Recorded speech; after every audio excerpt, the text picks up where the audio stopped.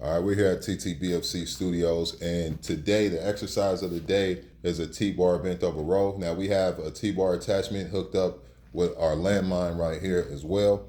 We also have a freestanding landmine which you can hook into a bench or a rack like that. If you don't have a landmine attachment, you can hit us up at info@trainerbrainfitclub.com and we'll get you the landmine attachment. If you don't know what the landmine is, it's the attachment right here that allows you to move the barbell on a swivel. So the Olympic bar is attached there.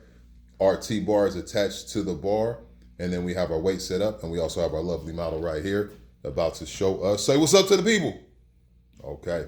So to be able to do any row, you have to be able to hinge at the hip. All right. So go ahead and stand up with the weight, and then go into your hip hinge like any deadlift or bent over row. So hinging at the hip right there is the most important thing, with the spine straight, spine stabilized, abs tight.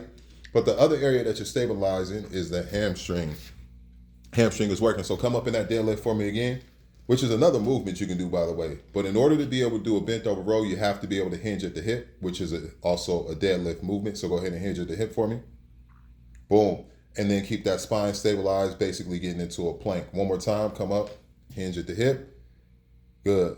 A proper hip hinge. The hip hinge and the bent over row are cousins. All right.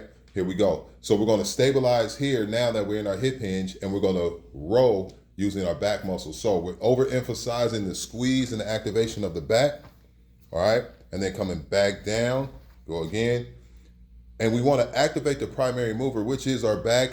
All right. Long story short, we got the rhomboids kicking in, we got the lats kicking in, but you don't want to dominate it with the biceps. So the first movement is, again, to pull with your back and then pull in. Don't dominate it with the biceps. So don't use your arms first. So its primary mover is the back, secondary is the bicep, but be careful not to just pull up and down using your arm, because it's not an arm exercise, it is a back exercise. So the exercise of the day today is a back exercise for the bent over row, and that is the T-bar bent over row, and that is at She Fit Curry.